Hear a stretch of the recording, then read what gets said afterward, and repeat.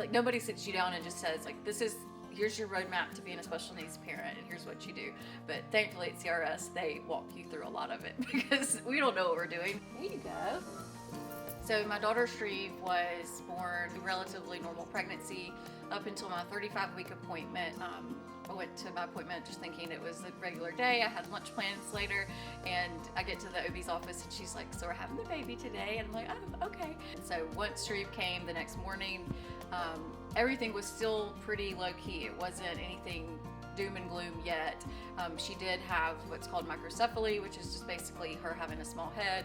So a bunch of blood work later, we still are getting negatives on all of that. So we still don't have answers.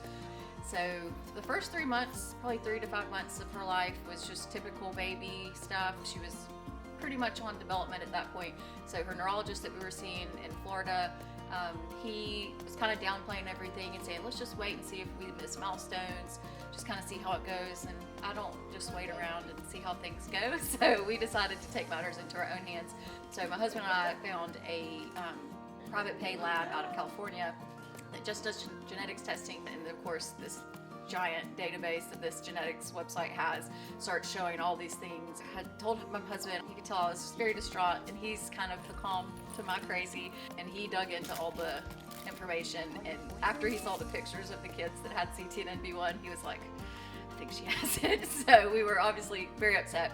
So then we find out all the rarities of it. So our genetic counselor at the time told us that she was one of 430 people in the world with this, so it's very rare. So there's not many doctors that know what it is, so it was good to kind of know we have our diagnosis and now we know how to treat it. Then we get in with CRS. Say hey! We first met Shreve in a clinic here, in an orthopedic clinic, and we got to know her and got to know a little bit about her diagnosis, and she had some delayed milestones, so that's where we stepped in and discussed equipment options, and then the doctor wrote a prescription for seating clinic so that she could come back and see us and explore some options. So Shreve started to take more steps and walk with her gait trainer, and so to give her another sort of option or opportunity to have some independence with mobility, a wheelchair is a good option. And so we again met with her in seating clinic and were able to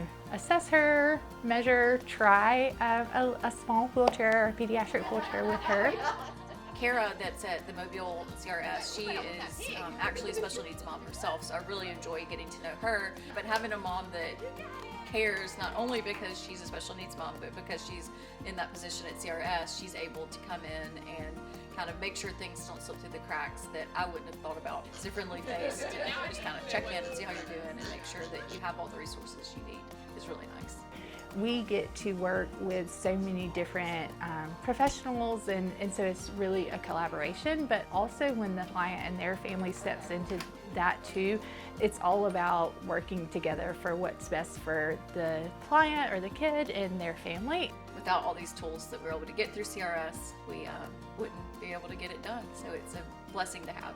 Thinking back from when we first met Shreve to now that she's taking some independent steps and walking, and it's really nice to see her also get the chair, which will give her another option to explore her environment. And so that to me means so much, to give a kid an opportunity to move themselves, and that, you know, really affects other areas of their development. That's the best part of the job, is seeing the kids progress and gain some independence and be able to take off on their own, and so that's why we do what we do. And then here comes Shreve, and we think our world is over, we're stressed, we're grieving what we thought life would be like, and now we're holding the hands of other people, and it's a blessing to be able to comfort people because we've been there and we know how scary it is. And not saying it's not scary anymore, but we know we have this team. We have CRS, we have our team of therapists, we have our team of doctors and specialists, so all of these people play this integral part in our new world.